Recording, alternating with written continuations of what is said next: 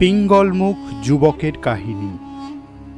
একদিন খলিফা হারুন অল রশিদ, তার উজির জাফর, কবি ইশাক আর দেহরক্ষী মাসরুরকে নিয়ে নৈশ ভ্রমণে বার হয়েছেন। নিস্তব্ধ রাত্রি, ঘুরতে ঘুরতে তারা এসে দাঁড়ালেন টাইগ্রিসের তীরে। জ্যোৎস্নালোকে যতদূর দৃষ্টি যায় কোথাও কোনো মানুষের চিহ্ন নেই। এক মগ্ন মৌনতা চারিদিকে ব্যাপ্ত হয়ে আছে। শুধু নদীর তরঙ্গের মৃদু কলধ্বনি মৌনতাকে মুখর করে তুলেছে। নদী তীরস্থ সরু পথ ধরে এগিয়ে চললেন চারজন।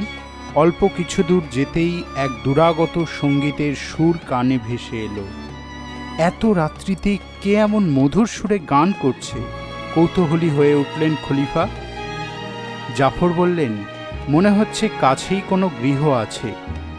চারজন নিঃশব্দ চরণে অগ্রসর হলেন। সামান্য কিছু দূর যেতেই দেখতে পেলেন নদী তীরে বিশাল একটা প্রাসাদ। সেই প্রাসাদ থেকেই ভেসে আসছে সঙ্গীতের মূর্ছনা। ইশাক অস্পষ্ট স্বরে বলে উঠল, অপূর্ব! এমন মধুর কণ্ঠস্বর আগে কখনো শুনিনি। খলিফা বললেন, এত দূর থেকে কি সঙ্গীতকে উপলব্ধি করা যায়? উজির, চলো আমরা প্রাসাদ অভ্যন্তরে যাই। উজির বললেন, জাহাপনা, এই রাত্রিতে কি এক অপরিচিত গৃহে যাওয়া উচিত হবে? খলিফা বললেন, এমন মধুর সঙ্গীত যার কণ্ঠ থেকে বার হচ্ছে, সেই শিল্পীকে দেখতে না পেলে আমি স্বস্তি পাব না। উজির বুঝতে পারলেন খলিফাকে বাধা দিয়ে কোনো লাভ নেই। এগিয়ে গিয়ে প্রাসাদের দ্বারে মৃদু করাঘাত করতেই এক প্রহরী এসে দ্বার উন্মুক্ত করে দিল। আমরা ভিনদেশী সওদাগর, আজ রাতেই বাগদাদে এসে পৌঁছেছি। এখানকার পথঘাট চিনি না, যদি আজ রাতের মতো আশ্রয় পাওয়া যায়। প্রহরী বলল, আপনারা অপেক্ষা করুন, আমি মালিককে সংবাদ দিচ্ছি। অল্পক্ষণ পরেই এক সুদর্শন তরুণ এসে সামনে দাঁড়ালো। মৃদু হাস্যে বলল, আসুন জনাব, আজ রাতে আপনারা আমার আতিথ্য গ্রহণ করুন। সুদর্শন তরুণ চারজনকে নিয়ে প্রাসাদ অভ্যন্তরে প্রবেশ করল। বিশাল অলিন্দ পার হয়ে প্রশস্ত এক কক্ষে তারা প্রবেশ করলেন। সুসজ্জিত কক্ষ, বহু মূল্যবান নানান আসবাবে সমস্ত কক্ষ পূর্ণ। মেঝের একদিকে পুরু গালিচা পাতা, তার উপর পরপর তাকিয়া পাতা। যুবক বলল, আপনারা এখানে আসন গ্রহণ করুন, আমি রাতের আহারের আয়োজন করছি। খলিফা বললেন, আপনি অকারণে আমাদের জন্য উদ্বিগ্ন হবেন না জনাব, আমরা কিছু পূর্বেই আহার শেষ করেছি। তাহলে বলুন, আমি আপনাদের জন্য কি করতে পারি? জাফর বললেন, জনাব, আপনার গৃহের সামনে আসতেই আমাদের কানে এলো মধুর সুরে কেউ গান করছেন। এমন সুমিষ্ট কণ্ঠস্বর খুব কমই শোনা যায়। আমরা চারজনই সঙ্গীত পিপাসু। সঙ্গীতের চেয়ে আমাদের কাছে আনন্দের আর কিছু নেই। অনুগ্রহ করে যদি সেই সঙ্গীত আমাদের শোনান, তাহলে বড় তৃপ্ত হই।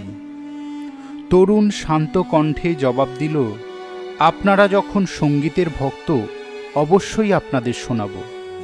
কক্ষের একদিকে রেশমি কাপড়ের পর্দা টাঙানো ছিল, পর্দার অপর পারে কয়েকটি তরুণী উপবিষ্ট।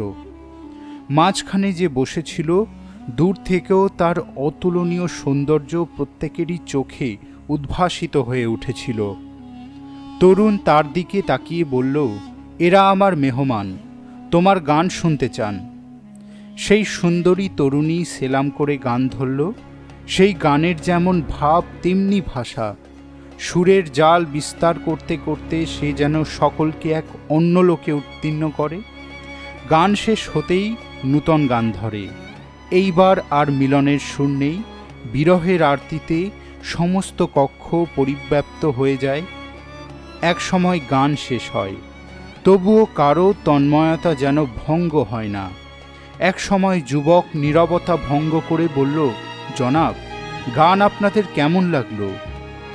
মুহূর্তে তন্ময়তার ঘোর অতিক্রম করে খলিফা ইশাক একসাথে বলে উঠলেন, অপূর্ব! সত্যি আমাদের মন প্রাণ তৃপ্ত হয়ে গিয়েছে। কথা বলতে বলতে তরুণের মুখের দিকে দৃষ্টি পড়ল সকলের। এতক্ষণ সে আলোর বিপরীতে ছিল। তাই হয়তো দৃষ্টি পড়েনি। সমস্ত মুখ পিঙ্গলবর্ণ। মনে হচ্ছে কেউ তার মুখের স্বাভাবিক রং শুষে নিয়ে পিঙ্গল বর্ণের প্রলেপ বুলিয়ে দিয়েছে। এমন অদ্ভুত মুখ জীবনে কোনোদিন দৃষ্টিগোচর হয়নি। সকলেই বিস্ময়ে কিছুক্ষণ স্থির দৃষ্টি মেলে চেয়ে রইলেন। মনের মধ্যে এক অজানা কৌতূহল তীব্র হয়ে ওঠে। কিছুটা দ্বিধাগ্রস্তভাবে খলিফা বললেন, আমাকে মার্জনা করবেন জনাব। যদিও অন্যের ব্যক্তিগত ব্যাপারে কোনো প্রশ্ন করা শুধু অনুচিত নয়, অশোভন, তবুও। খলিফার কথা শেষ হওয়ার আগেই তরুণ বলে উঠল, সংকোচের কোনো কারণ নেই। আপনি নিশ্চয়ই কৌতূহলী হয়ে উঠেছেন, আমার মুখের এমন বর্ণ হলো কেমন করে। আপনি ঠিকই অনুমান করেছেন জনাব, আপনার মুখের এই রং তো স্বাভাবিক নয়। মনে হচ্ছে আকস্মিক কোনো কারণে মুখের রং পরিবর্তিত হয়ে পিঙ্গল বর্ণ হয়েছে। তরুণ কিছুক্ষণ নীরব হয়ে থাকে, তারপর বলল, আপনি ঠিকই অনুমান করেছেন।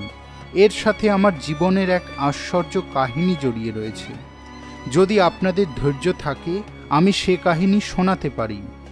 আপনি শোনান, আমরা সকলেই কৌতূহলী হয়ে উঠেছি। তরুণ শুরু করল তার জীবনের বিচিত্র কাহিনী। আমার জন্ম ওমানে। আমার বাবা ছিলেন ওমানের সবচেয়ে বড় ধনী সওদাগর। তার ছিল 7টা জাহাজ। সেই জাহাজ ভাড়া করে বণিকের দল তাদের মাল নিয়ে যেত এক দেশ থেকে আরেক দেশে। এক বন্দর থেকে জাহাজ গিয়ে ভিড়ত আরেক বন্দরে। জাহাজ ভাড়া দিয়ে বছরে আমাদের আয় হতো প্রায় 30,000 দিনার।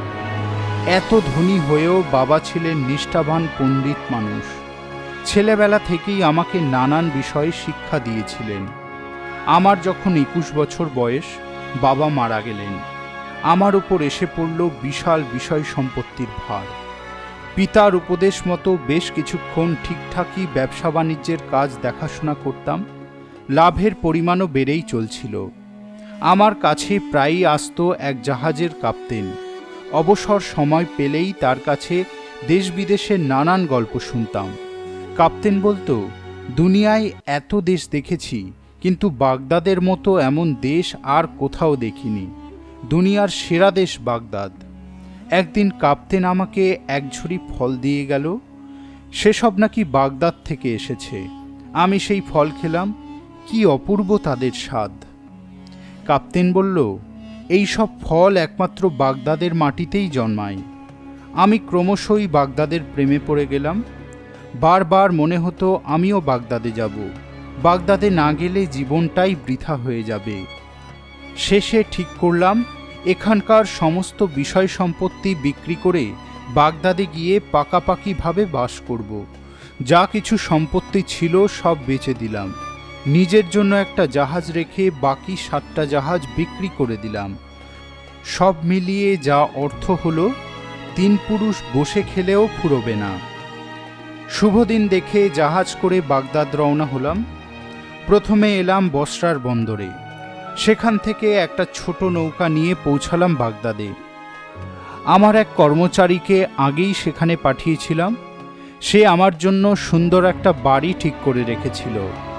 প্রথম কয়েকদিন ঘুরে ঘুরে সারা শহরটাকে দেখতে লাগলাম। সত্যি বাগদাদের কোনো তুলনা নেই। 1 মাস কেটে গেল।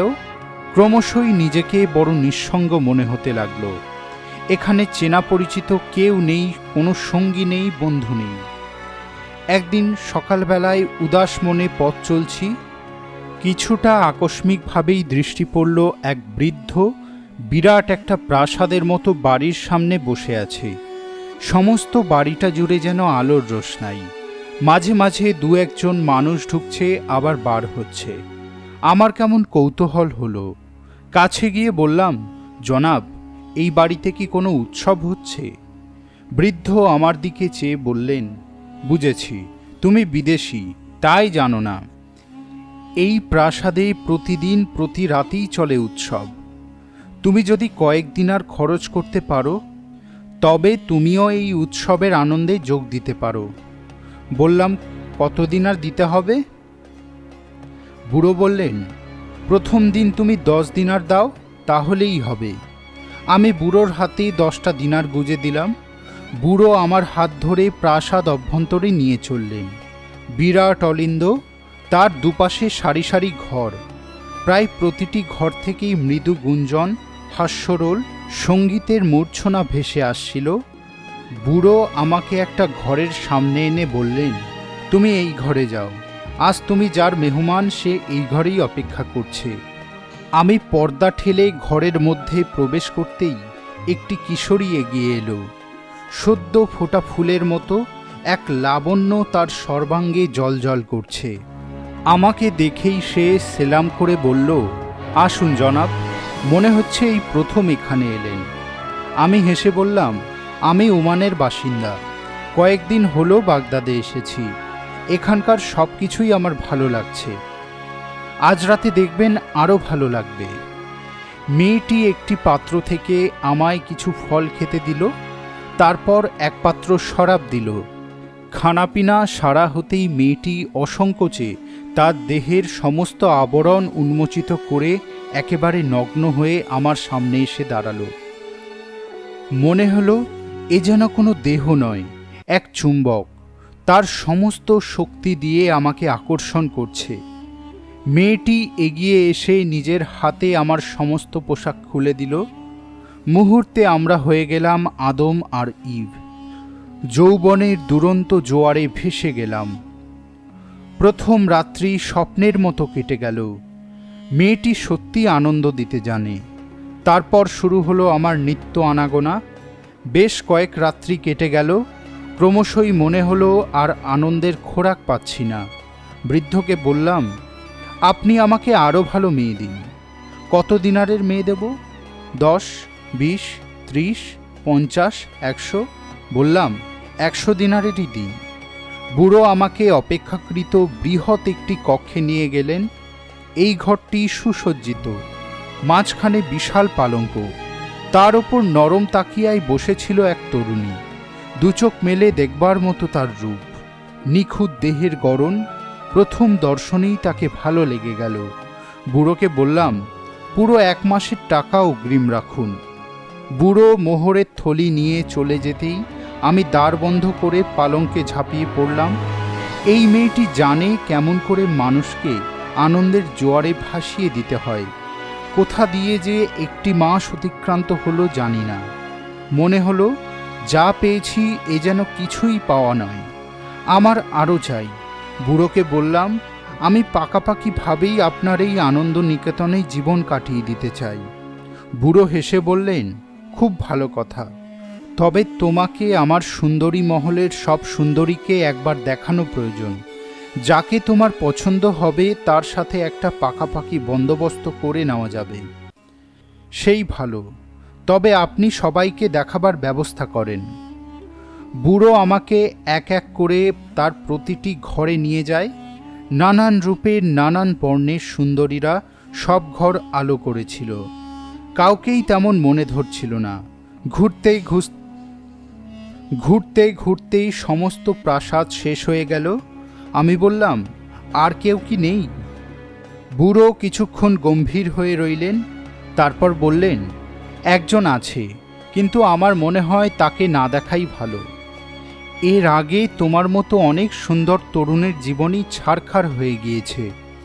একদিন যারা ছিল আমির, আজ তারা পথের ফকির।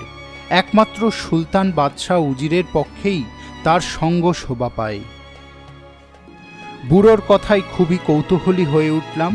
বললাম, আপনি আমাকে দেখান, তারপর না হয় ভবিষ্যতের কথা বিবেচনা করব।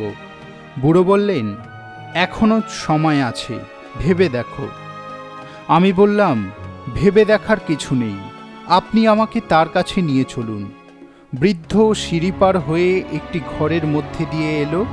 ঘরের লাগোয়া একটা ঝর্ণা, সেখানে সম্পূর্ণ নগ্ন দেহে একটা পাথরের ওপর শুয়েছিল মেয়েটি। ঝর্ণার বিন্দু বিন্দু জল তার ওপর এসে ঝরে পড়ছিল। এমন অপূর্ব রূপলাবণ্য আমি জীবনে কোনোদিনও দেখিনি। মনে হলো বেহেস্তের বাগিচার সেরা ফুল।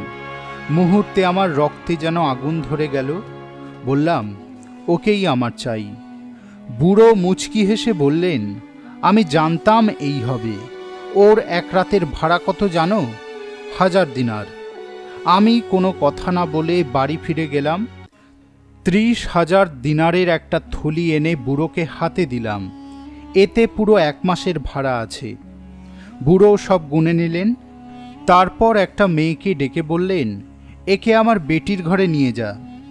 আমাকে যে ঘরে নিয়ে গিয়ে বসালো মেয়েটি, সেটাই প্রাসাদের সবচেয়ে সেরা ঘর। প্রবেশ করতেই সমস্ত মনটা ভরে গেল। ঘরের সর্বত্র শিল্প সুষমায় মণ্ডিত হয়ে রয়েছে। আমাকে একটা আরাম কেদারায় বসিয়ে মেয়েটি চলে গেল। অল্পক্ষণ পরেই কক্ষে ঢুকলো আমার দেখা সেই সুন্দরী। দেখা মাত্রই মনে হলো এ যেন মধ্যাহ্নের সূর্য নয়, পূর্ণিমার রাত্রির পূর্ণচন্দ্র। এমন রূপের স্নিগ্ধতায় আমার সমস্ত মন প্রাণ জুড়িয়ে গেল। অনুভব করলাম কামনার ঊর্ধ্বে আল্লাহ যা সৃষ্টি করেছেন তার নাম ভালোবাসা। প্রথম রাতেই আমরা ভালোবাসার গভীর বন্ধনে জড়িয়ে পড়লাম। পুরো একটি মাস যেন স্বপ্নের ঘোরে কেটে গেল। বুড়োকে বললাম, আরও একটা মাস আমি থাকতে চাই। বুড়ো কোনো সংকোচ না করেই বললেন, পুরো দিনারই আমার আগাম চাই। আমি দিনারের থলি সাথে করেই নিয়ে এসেছিলাম। কোনো কথা না বলে থলিটা এগিয়ে দিলাম। বুড়ো থলির দিনার গুনে নিয়ে বললেন, 1 মাসের জন্য তোমার কোনো চিন্তা নেই। দেখতে দেখতে কয়েক মাস কেটে গেল। এখানে আমার কোনো আয় নেই। 2 হাতে স্রোতের মতো সঞ্চিত অর্থ বার হয়ে যাচ্ছে। কোনো দিকেই আমার ভ্রুক্ষেপ নেই। যেদিন আমার চেতনা হলো, আমি তখন কপর্দক শূন্য। সেই দিনই মাসের শেষ দিন। রাতে আমার সঙ্গিনীর মুখোমুখি দাঁড়াতেই বুকের মধ্যে হু হু করে উঠল, কাল থেকে আর যে দেখা হবে না। প্রেমের যে দীপশিখা দুজনের অন্তরে জ্বলে উঠেছে, তা নিভে যাবে চিরদিনের জন্য। নিজেকে আর ধরে রাখতে পারলাম না। 2 হাতে আমার সঙ্গিনীকে বুকের মধ্যে জড়িয়ে ধরে কান্নায় ভেঙে পড়লাম। তার গোলাপের মতো ঠোঁট দুটির ওপর ঠোঁট রেখে বললাম, তোমাকে ছেড়ে কেমন করে বাঁচব? আমি যে আমার দেহমন প্রাণ তোমাকেই সমর্পণ করেছি। সে আমার মুখের দিকে তাকিয়ে বলল, কি হয়েছে? তুমি আমায় খুলে বলো। কোনো কিছুই আর গোপন করলাম না। বললাম, তোমার বাবাকে দেওয়ার মতো আর একটি দিনারও আমার কাছে নেই। সে আমার বুকের মধ্যে মুখ গুজে বলল, আমিও তোমাকে ছেড়ে বাঁচতে পারবো না। কিন্তু কোথায় পাবো 1000 দিনার? তার জন্যে তোমায় ভাবতে হবে না। সব ভাবনা আমার ওপর ছেড়ে দাও। আমি বাবার ইচ্ছার দাস নই। যদি প্রয়োজন হয় বাবারই গৃহ চিরকালের জন্য ত্যাগ করে চলে যাব, কিন্তু তোমার অদর্শন সইতে পারবো না। তুমি কাল বাবাকে বলবে, আজ থেকে প্রতিদিনকার অর্থ প্রতিদিন দেব। কিন্তু সে অর্থ কোথায় পাব? বাবা আমাকে রোজ খরচের জন্য 1000 দিনার দেন। আমি তোমাকে সেই দিনার দেব। তুমি পরদিন তা বাবার হাতে তুলে দেবে। কেউই কিছু জানতে পারবে না। আর তোমার আমার মিলনের পথে কোনো বাধাই সৃষ্টি হবে না। আমার প্রেয়সীর সেই বুদ্ধির কৌশলে আরও 3 মাস ভালোভাবেই কেটে গেল। বুঝতে পারছিলাম আমরা একদিনের জন্যেও বিচ্ছেদের যন্ত্রণা সইতে পারবো না। কিন্তু নসিবের ফের কখন কোন দিক থেকে আসে কেউ জানে না। একদিন রাগের মাথায় আমার সঙ্গিনী তার এক দাসীকে চড় মেরে বসল। সেই রাগে সে আমাদের 1000 দিনারের লেনদেনের সমস্ত ঘটনাই বুড়োর কাছে খুলে বলল। রাগে ফেটে পড়লেন বুড়ো। চাকরদের দিয়ে আমাকে টানতে টানতে ঘর থেকে বার করে দিলেন। জোচ্চোর, এতদিন ধরে আমাকে ঠকিয়েছিস। হারামজাদা, আর যদি কোনোদিন তোকে এখানে দেখতে পাই, মেরে হাড় গুড়িয়ে দেব। অপমানে লজ্জায় আঘাতে জর্জরিত হয়ে পথে বার হয়ে এলাম। হাতে একটি দিনারও নেই, দিরহামও নেই। কি করব, কোথায় যাব কিছুই জানি না। পাগলের মতো টলতে টলতে বাজারের ধারে একটা দোকানের সামনে এসে পড়লাম। কতক্ষণ সেখানে বসেছিলাম জানি না। হঠাৎ একটা পরিচিত কণ্ঠস্বরে মুখ তুলে তাকালাম। জনাব, আপনি এখানে? আমাদেরই এক পুরনো কর্মচারী। বাবা তাকে খুব ভালোবাসতেন। মারা যাবার আগে তাকে কিছু অর্থ দিয়ে যান। সেই অর্থে নিজেই কারবার শুরু করেছে। তার দিকে তাকিয়ে লজ্জায় মাথা হেঁট হয়ে আসছিল। উমানের সবচেয়ে ধনী জাহাজির পুত্র আমি, অথচ আজ আমারই এক কর্মচারীর সামনে রিক্ত নিঃস্ব সর্বহারা হয়ে বসে আছি। জনাব, আপনাকে দেখে মনে হচ্ছে খুব ক্লান্ত বিষণ্ণ। কি হয়েছে আপনার? কি বলবো, আমি আজ পথের ভিখারি। নিজে দুমুঠো খাওয়ারও সংস্থান নেই। তার জন্য এত চিন্তা করছেন কেন জনাব? আপনার বাবার দয়া আর আল্লাহর আশীর্বাদে আমার এখন সচ্ছল অবস্থা। আপনি আমার সাথে চলুন। আমার যা কিছু আছে সে সবই তো আপনার। সংকোচের কোনো কারণ নেই। আমার ঘরে চলুন। যতদিন না আপনার কিছু হচ্ছে ততদিন আমার কাছে মালিকের মতো থাকবেন। তার বাড়িতে গিয়ে গোসল করে নূতন পোশাক পরলাম। খানাপিনার পর্ব মিটতেই আমি তাকে সমস্ত ঘটনা খুলে বললাম। নিজের সব কিছু বিক্রি করে বাগদাদে এলাম। সেখানে এসে ওই বুড়োর পাল্লায় পড়লাম। তার মেয়ের ভালোবাসার টানে ভেসে গিয়েছিলাম। তার বিনিময়ে বুড়োর হাতে তুলে দিতে হয়েছে আমাদের অতুল ঐশ্বর্য। আমার কর্মচারী বলল, এ সবই নসিবের ফের জনাব। তবে কে জানে, হয়তো জীবনে এরও প্রয়োজন ছিল। খোদার ওপর বিশ্বাস রাখুন, তিনি নিশ্চয়ই আপনার মঙ্গল করবেন। তবে যতদিন না নসিবের ফের কাটছে ততদিন তো বেঁচে থাকার জন্যেও কিছু করতে হবে। বসরার বন্দরে আমার একটা কারবার আছে। আপনি ওই কারবার দেখাশোনা করুন। যে অর্থ লাভ হবে তার অর্ধেক আপনি নেবেন, বাকি অর্ধেক আমায় দেবেন। আমি আপনাদের কাছে যা পেয়েছি এ তার সামান্যই ঋণ শোধ। কর্মচারীর কথা শুনে অন্ধকারের মধ্যেও আলো খুঁজে পেলাম। বাগদাদে থাকতেও মন চাইছিল না। কর্মচারীর কাছে কিছু দিনার নিয়ে সেই রাতেই বসরার দিকে রওনা হলাম। সমস্ত পথটাই সেই সঙ্গিনীর কথা বারবার মনে পড়ছিল। কিছুতেই ভুলতে পারছিলাম না বিদায়ের ক্ষণে তার অশ্রু ভরা মুখ। বেদনার আরতিতে সমস্ত অন্তর হাহা করে উঠছিল। পুরো একটা বছর বসরার বন্দরে কেটে গেল। আল্লাহর কৃপায় ভালোই অর্থ জমে উঠল। আমার কর্মচারীকে অর্ধেক লাভের টাকা দিয়েও আমার হাতে প্রায় 1000 দিনার এসে গেল। ঠিক করলাম এইবার নিজেই কোনো ব্যবসা শুরু করব। কেন জানি না বাগদাদ আমাকে এক অদৃশ্য আকর্ষণে টানছিল। তার মোহময় রূপ, প্রাণচঞ্চল নগরী, জীবনের আনন্দ উচ্ছ্বাস আমাকে নেশাগ্রস্ত করে তুলেছিল। যদিও স্থির নিশ্চিত ছিলাম এবার আর ভুলের ফাঁদে পা দেব না। যাওয়ার সব আয়োজন শেষ। সকালবেলায় বন্দরে গিয়েছি। দেখি এক সরাইখানার সামনেই বেশ কয়েকজন বণিকের ভিড়। অধিকাংশই আমার পরিচিত। পায়ে পায়ে এগিয়ে গেলাম। এক সওদাগর কিছু রত্ন বিক্রি করছেন। আজই তার জাহাজ ছেড়ে যাবে।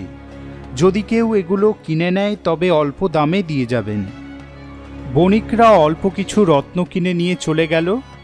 সকলে চলে যেতেই সওদাগরের দৃষ্টি পড়ল আমার দিকে। আরে মালিক, আপনি এখানে? মনে মনে হাসলাম। একদিন মালিক ছিলাম, আজ নিজের কর্মচারীর দয়ায় দুবেলা দুমুঠো খাবার পাচ্ছি। বললাম, এখানে এক গদিখানায় কাজ করি। আমার মুখের দিকে কিছুক্ষণ অপার বিস্ময়ে চেয়ে থাকে সওদাগর। আমার সঙ্গে কেন ঠাট্টা করছেন মালিক? আপনাদের ঐশ্বর্যের কথা কে না জানে। দুঃখের মধ্যেও হাসি পেল। বললাম, আমার ঐশ্বর্যের পরিমাণ কত জানো? মাত্র 1000 দিনার। কি বলছেন মালিক? আপনাদের অত বড় সম্পত্তি? নিজের দোষেই সমস্ত নষ্ট হয়ে গিয়েছে। এই 1000 দিনার নিয়ে বাগদাদের পথে চলেছি, যদি সেখানে গিয়ে ভাগ্য ফেরাতে পারি। সওদাগরের চোখে অশ্রুবিন্দু টলটল করে উঠল। সবই আল্লাহর ইচ্ছা মালিক, নয়তো আপনার বাবার অনুগ্রহে কত দুঃখী মানুষ তাদের ভাগ্য ফিরিয়েছে, কত নিঃস্ব আবার ধনী হয়েছে। কখনো তার দ্বার থেকে কেউ খালি হাতে ফেরেনি। আমি যখন রত্নের কারবার শুরু করি, যতবারই তার কাছে গিয়েছি তিনি আমার সব মাল কিনে নিতেন। যা দাম চাইতাম তার চেয়ে বহুগুণ অর্থ বেশি দিতেন। তার কাছে যা পেয়েছি সে ঋণ শোধ করবার সামর্থ্য আমার নেই। তবুও এই যে কটা রত্ন আছে, আপনি তা গ্রহণ করুন। বলা যায় না, হয়তো এর থেকেই আপনার নসিব ফিরে যেতে পারে। বললাম, আপনার কাছে যে রত্ন আছে তার দাম 10,000 দিনারের কম হবে না। অত দিনার আমি কোথায় পাব? সওদাগর আমার হাত ধরে বলল, আপনি দামের কথা কেন বলছেন মালিক? আপনার বাবা আমাকে যা দিয়েছিলেন এ দিয়ে সামান্যই তার ঋণ শোধ করছি। সওদাগর সবকটা রত্ন পোটলায় বেঁধে জোর করে আমার হাতে গুজে দিল, কিন্তু বিনামূল্যে এতগুলো রত্ন নিতে সংকোচ হচ্ছিল। সওদাগরকে সে কথা বললেই সে বলল, ঠিক আছে মালিক, আপনি ওই 1000 দিনার দিন, তাতেই হবে। পরদিন ওই রত্ন নিয়ে বাগদাদের পথে রওনা হলাম। ওই রত্নের মধ্যে অদ্ভুত একটা জিনিস ছিল, অনেকটা ঠিক গোল বলের মতো দেখতে। তার দুটো কাঠির মতো হাত, চিংড়ির পায়ের মতো দুটো পা। ভাবলাম হয়তো সেটা কোনো সামুদ্রিক জীব হবে। কয়েকদিন বাজারে ঘুরে ঘুরে রত্নগুলো বিক্রি করলাম। যা আশা করেছিলাম তার চেয়ে ভালোই দাম পেলাম। বাজারে এক জহুরি মারা গিয়েছিল, জলের দামে তার দোকানটা পেয়ে গেলাম। হাতে সামান্য যা অর্থ ছিল তাই দিয়ে কিছু কম দামের রত্ন কিনে দোকান সাজিয়ে বসলাম। একদিন কি মনে হলো, ভাবলাম লাল বলের মতো ওই অদ্ভুত জীবটাকে বিক্রি করে দেব। 2-4 জনকে দেখলাম, কেউই 5-10 দিনারের বেশি দিতে রাজি হলো না। এই কটা দিনারের জন্য এমন সুন্দর দেখতে একটা জিনিস হাতছাড়া করতে মন চাইছিল না। তাকের ওপর তুলে রেখে দিলাম। কয়েকদিন যেতেই ভুলে গেলাম জিনিসটার কথা। পুরো একটি মাস কেটে গেল। একটু একটু করে দোকানে বিক্রি বাড়ছিল। মনের কোণে সুদিনের স্বপ্ন জেগে উঠছিল। একদিন সকালে সবেমাত্র দোকান খুলছি, এমন সময় মাঝবয়সী একজন লোক এসে দাঁড়ালো। বললাম, কি চাই জনাব? লোকটা কোনো জবাব না দিয়ে তীক্ষ্ণ দৃষ্টিতে তাকের ওপর রাখা প্রতিটি রত্নের দিকে লক্ষ্য করতে লাগলো। লোকটার হাবভাব আমার কেমন অদ্ভুত লাগছিল। সে হঠাৎ চিৎকার করে উঠেই চুপ করে গেল। তারপর বলল, জনাব, ওই লাল বলটা দিন তো। আমি নিতান্তই অনিচ্ছা সহকারে বলটা তার হাতে তুলে দিলাম। সে হাতে করে নিয়ে বলটা অনেকক্ষণ ধরে নেড়েচেড়ে দেখল। লোকটার ভাবভঙ্গি দেখে কেন জানি না প্রথম থেকেই ভালো লাগছিল না। তাকে তাড়াবার জন্য বললাম, দেখা হয়ে গেলে আপনি যেতে পারেন। লোকটা সরাসরি আমার দিকে চেয়ে বলল, এটা আমি কিনব, কত দাম? এই রকম একজন খদ্দেরকে মাল বেচতে মন চাইছিল না। তাড়াবার জন্য বললাম, আপনি কত দেবেন? 100 দিনার। সামান্য একটা জিনিসের জন্য 100 দিনার? একটু অবাক হলাম, কিন্তু যথাসম্ভব মুখটাকে গম্ভীর করে বসে রইলাম। লোকটা কি ভাবলো কে জানে, জিনিসটা হাতে রেখেই বলল, ঠিক আছে, পুরো 500 দিনারই দেব। এইবার সন্দেহ হলো, লোকটার নিশ্চয়ই মাথার গণ্ডগোল আছে, নয়তো এই সামান্য একটা বলের জন্য এতগুলো দিনার দিতে চাইছে। লোকটাকে দোকান থেকে তাড়াতে হবে। তার কথার কোনো জবাব না দিয়ে যেমন বসেছিলাম তেমনিই বসে রইলাম। লোকটা হয়তো ভাবছিল আমি দাম বাড়াতে চাইছি।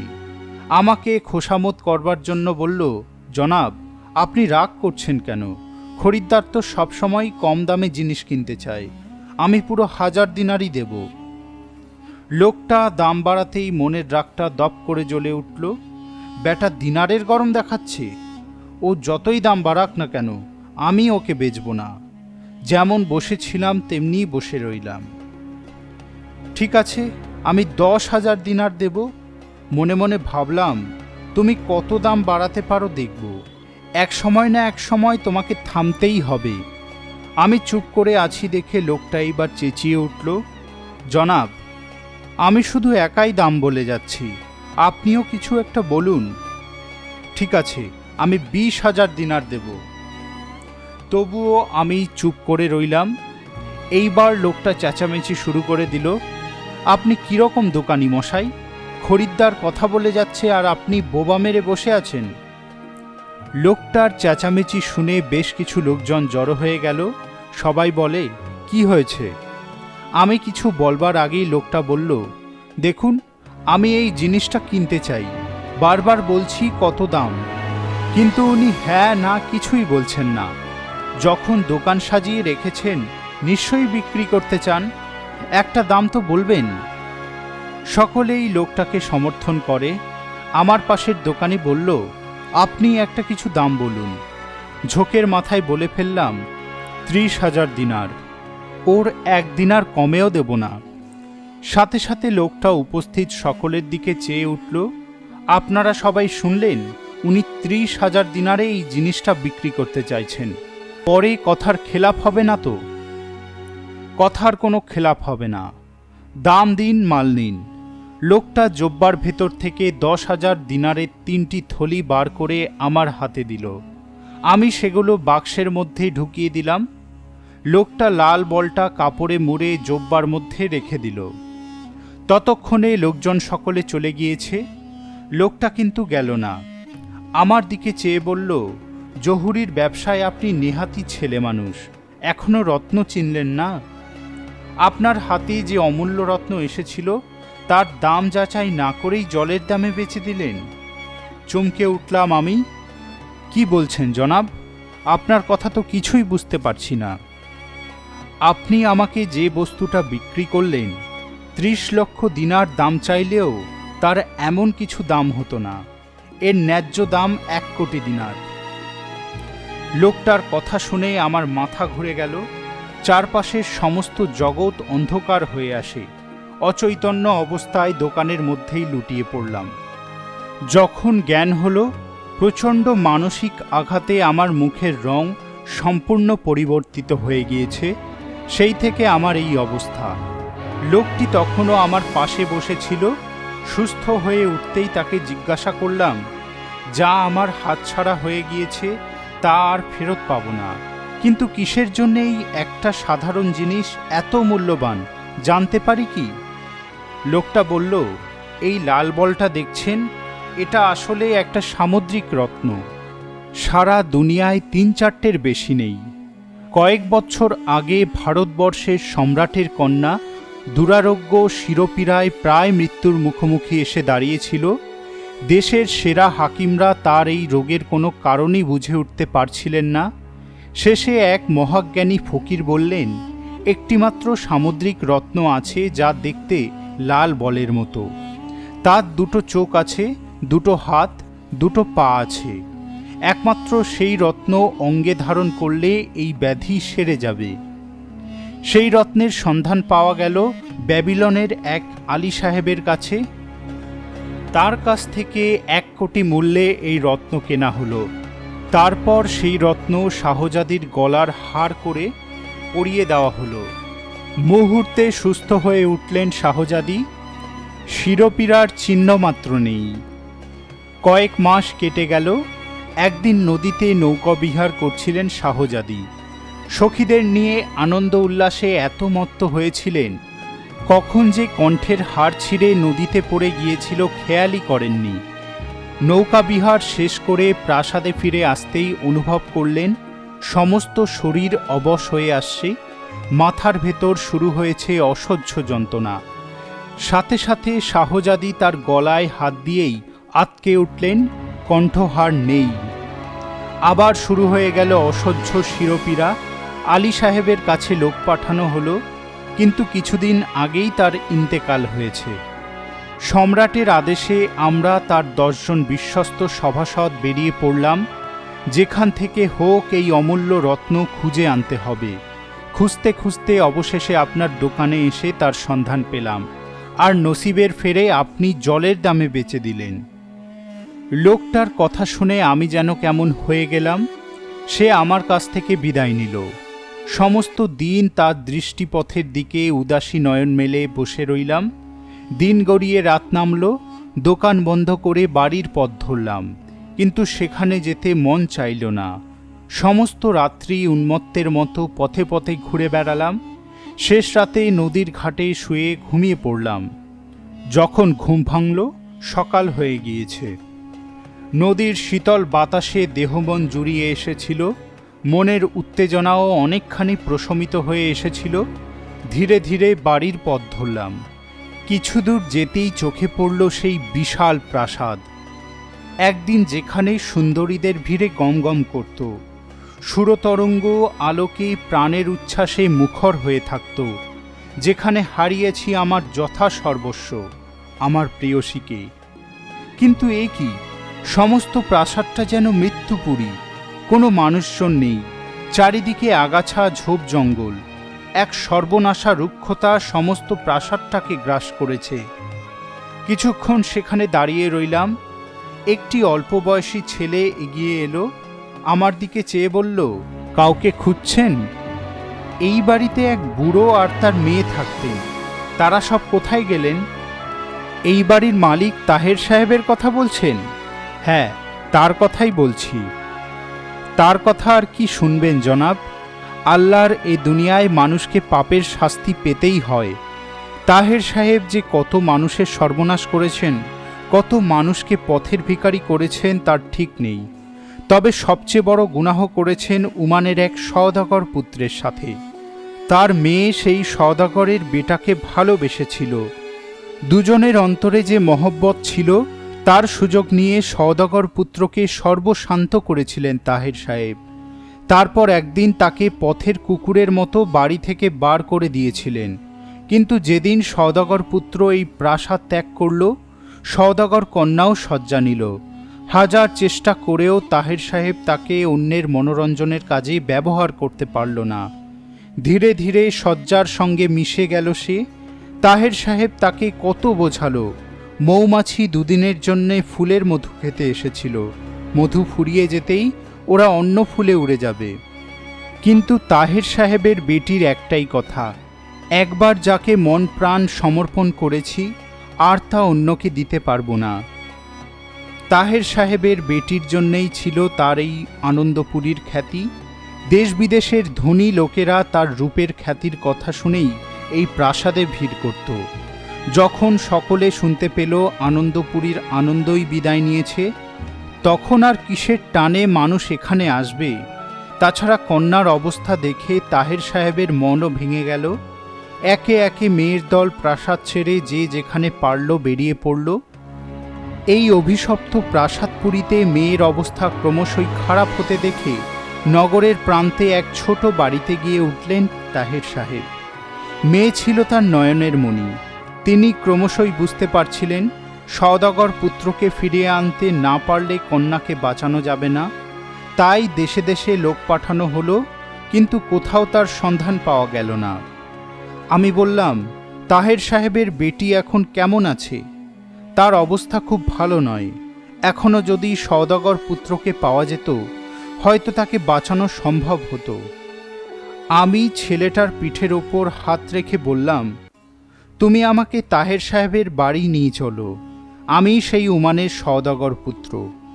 ছেলেটি বিস্ময় ভরা চোখে আমার দিকে কয়েক পলক চেয়ে রইল, তারপর বলল, হ্যাঁ, আপনাকে চিনতে পেরেছি জনাব, আপনিই তো সেই সওদাগর পুত্র। সাথে সাথে আমার হাত ধরে প্রায় ছুটে নিয়ে এলো তাহের সাহেবের বাড়ি। দরজার সামনে বসেছিল তাহের সাহেব। দেহের সমস্ত জৌলস হারিয়ে মনে হচ্ছিল এক জরাজীর্ণ বৃদ্ধ।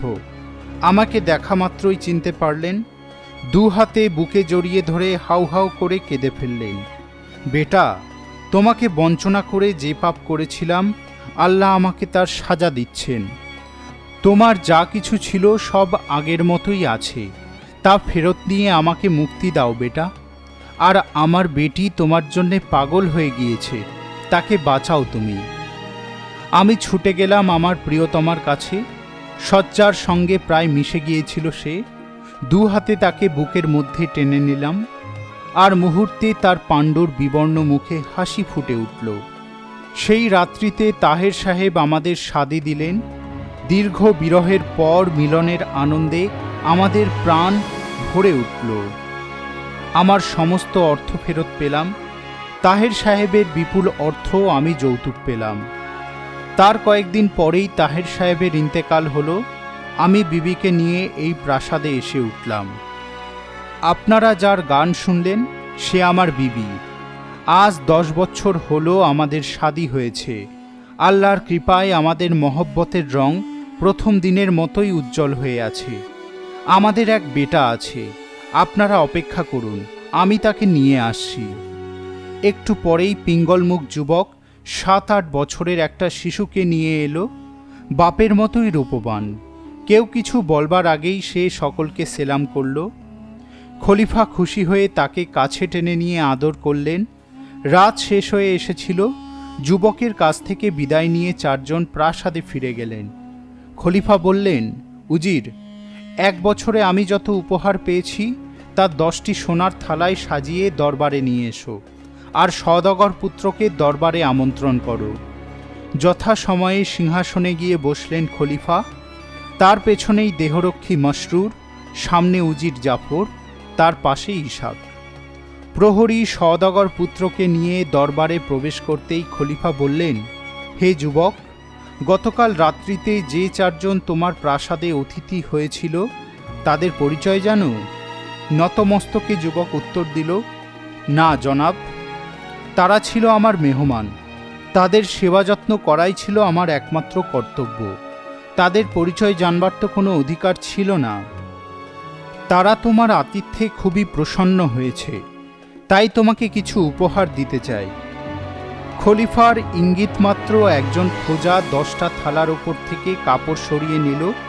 ঝলমল করে উঠল হিরে, মণি, মুক্ত, অলঙ্কারের স্তূপ। মুহূর্তে যুবক খলিফার দিকে তাকাতেই গত রাত্রির মেহমানকে চিনতে পারল। জাহাপনা, আপনি? হ্যাঁ যুবক, গত রাত্রিতে আমি আমার উজির, দেহরক্ষী আর গায়ক ইশাক তোমার আতিথ্য গ্রহণ করেছিলাম। তোমার যত্ন, তোমার আন্তরিকতা, তোমার বিবির সুমধুর কণ্ঠের গান, তোমার বেটার মুখের হাসি আমাদের খুবই প্রীত করেছে। তার বিনিময়ে এই সামান্য কিছু উপহার তোমাকে প্রদান করতে চাই। চমকে উঠল যুবক। 1 রাতের সামান্য আতিথেয়তায় এত উপহার! এ তো কয়েক পুরুষেও মানুষ অর্জন করতে পারে না। এই অপরিমেয় অর্থ একজন খলিফা তাকে দান করছেন। আর কিছু ভাবতে পারল না যুবক। তার দেহের প্রতিটি বিন্দুতে বিন্দুতে এক উত্তেজনার প্রবাহ বইতে থাকে। নিজেকে ধরে রাখবার ক্ষমতাটুকু অবধি লুপ্ত হয়ে এলো। চেতনা হারিয়ে দরবারের মধ্যেই লুটিয়ে পড়ল যুবক। দ্রুত প্রহরীরা ছুটে আসে। তার চোখে মুখে জলের ঝাপটা দিতেই সম্বিত ফিরে পায় যুবক। ধীরে ধীরে উঠে বসতেই খলিফা, উজির জাফর, ইশাক, মাসরুর বিস্ময়ে হতবাক হয়ে যায়। খলিফা আপন মনেই বলে উঠলেন, আল্লাহ, কি বিচিত্র তোমার লীলা। তিনি যুবককে বললেন, দর্পণে নিজেকে দেখো। দরবারে রাখা বিশাল দর্পণে দৃষ্টি পড়তেই বিস্ময়ে প্রায় চিৎকার করে ওঠে যুবক। তার মুখের পিঙ্গল বর্ণ মুছে গিয়ে স্বাভাবিক বর্ণ ফিরে এসেছে। একদিন বিরাট বঞ্চনা, তার বেদনার কষাঘাতেই মুখমণ্ডলে তন্ত্রিতে তন্ত্রিতে যে আঘাত লেগেছিল, তারই প্রতিক্রিয়ায় পিঙ্গল হয়ে গিয়েছিল মুখের আবরণ। আর আজ অপ্রত্যাশিত প্রাপ্তির আনন্দে আঘাতপ্রাপ্ত সেই প্রতিটি তন্ত্রী জীবনরসে পূর্ণ হয়ে উঠেছে, ফিরে পেয়েছে তাদের হারিয়ে যাওয়া লাবণ্য। খলিফার পায়ের কাছে লুটিয়ে পড়ল যুবক। এ সবই আপনার কৃপা জাহাপনা। খলিফা যুবককে তুলে ধরে বললেন, না বেটা, এসবই আল্লাহর করুণা। তার অপার রহস্য উপলব্ধির সাধ্য কি আমাদের? তুমি খোদার আশীর্বাদ পেয়েছ। এই সামান্য উপহার খোদার প্রতিনিধি হিসাবে আমি তোমাকে দান করলাম। তুমি সুখী হও। সকাল হয়ে আসে। শাহরাজাদ তার কাহিনী শেষ করে। পরদিন শুরু হয় নূতন কাহিনী।